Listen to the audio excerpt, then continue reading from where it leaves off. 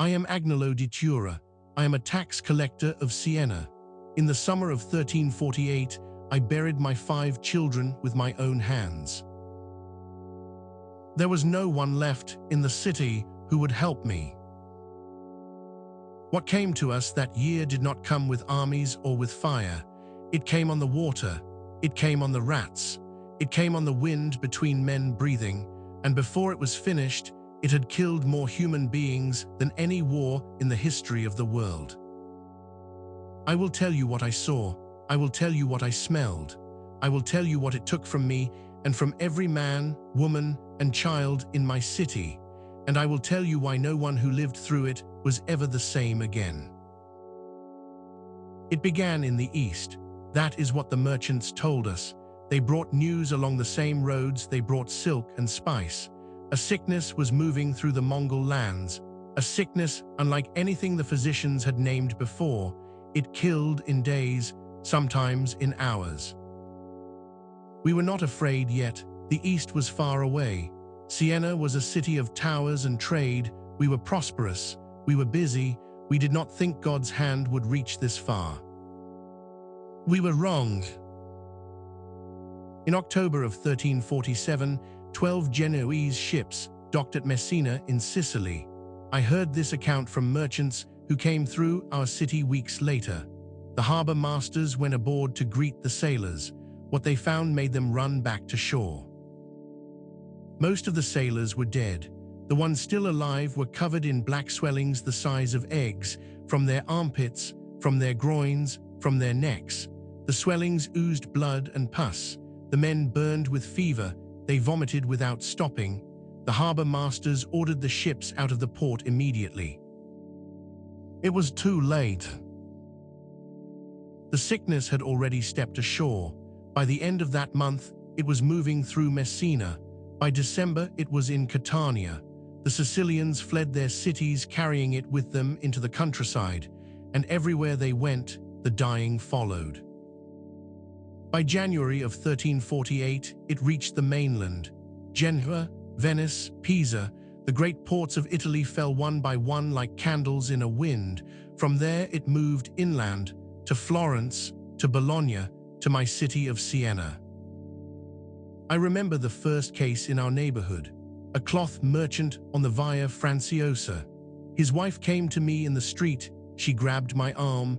She said her husband had a lump beneath his ear the size of a plum, and he would not stop shaking.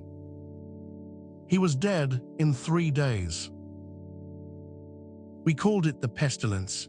We called it the great mortality. We called it by names that felt holy because we had no other way to understand it. The physicians told us it was an imbalance of the humors. They told us to avoid the night air, to eat lightly, to stay calm. One by one, the physicians stopped coming to houses. They were afraid. I do not blame them. I would have been afraid too if I had known what was coming. I did not know yet. None of us did. In the spring of 1348, the dying began in earnest. I do not use that word lightly. It was like a harvest, a systematic, terrible harvest. You would walk through a street in the morning and count 10 sick. By evening, 6 of them were dead. Carts moved through Siena before dawn. The sound of them on the cobblestones, the wheels on the stone, I still hear it in the night sometimes. The smell was everywhere. You could not escape it.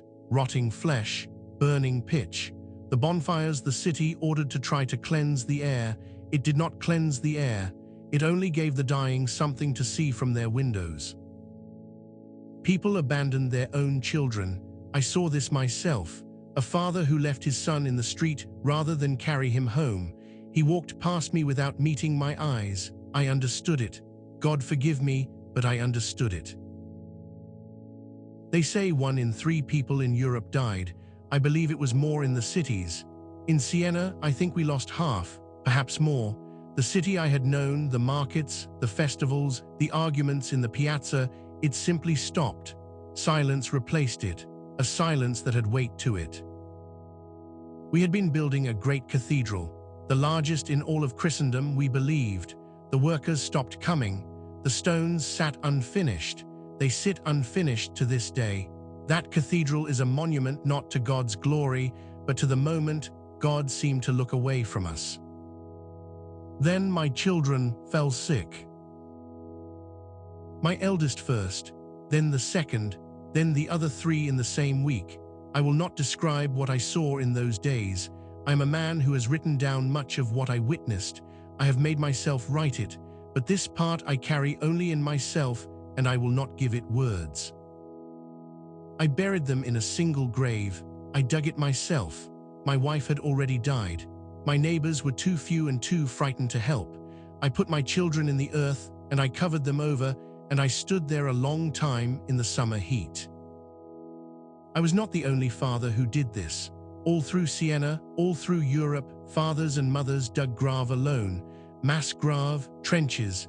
In Paris, they laid 40 bodies in a pit before sundown. In Florence, Giovanni Villani started writing a chronicle of the plague. He died mid-sentence, his pen still in his hand. Beyond Italy, it spread without mercy.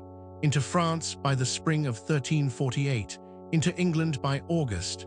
A monk in Avignon wrote to his superiors in England. He warned them. He told them a third of the world had already died. He told them no remedy existed. He called it the universal death. The English did not believe him until it walked through their own doors. By 1349, it had crossed the English Channel and moved north, into Germany, into Scandinavia. There were villages in Norway where every man, woman, and child died. No one left to carry the news out. Travelers passed through and found only silence and dogs waiting by empty doors. People searched for explanations. They always do. Some said it was a conjunction of planets. Some said it was God's punishment for sin. Some blamed the Jews and committed atrocities I cannot recount without shame for my species. Whole Jewish communities were burned alive by their neighbors. Their neighbors were dead of the plague within a month. The killings solved nothing. The dying continued. There were men called flagellants who walked from town to town, beating themselves bloody with leather straps. They believed their own suffering would satisfy God's anger. Crowds gathered to watch them and wept. Then the flagellants moved on. The dying continued. Nothing stopped it.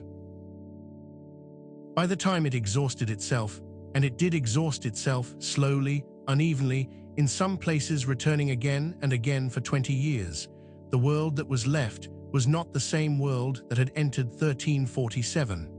Somewhere between 75 and 200 million people were dead, perhaps a third of Europe, perhaps more. But something unexpected happened in the silence that followed. The survivors were different people. There were so few workers that those who remained could demand wages, could refuse bad lords, could move to better land. The feudal order that had held men in place for centuries began to crack under the weight of all those empty fields. The church had promised God's protection. The church had buried its own priests by the thousand. Men began to ask questions they had never dared to ask before. That questioning did not stop. It ran underground for generations like a river beneath the earth. And 1 century later it surfaced, and we called it the Renaissance and then the Reformation. The plague planted those seeds, in grief, in ash, in the grave I dug myself. I am Agnolo di Tura. I survived the great mortality of 1348. I do not know why I survived when my children did not. I have asked God that question for the rest of my life and received no answer I could hold. What I want you to take from my account is this. The scale of this killing is almost beyond the human mind. 1/3 of Europe, gone in 5 years, and yet the world did not end. The people who came after buried their dead, asked their questions, and built something new from the ruin. That is either a comfort or a terror, depending on what you choose to do with it. I leave that question with you. Accounts like this one, voices the history books leave unprinted, arrive on this channel every Tuesday and Saturday. If this account reached you, subscribing ensures the next one does too.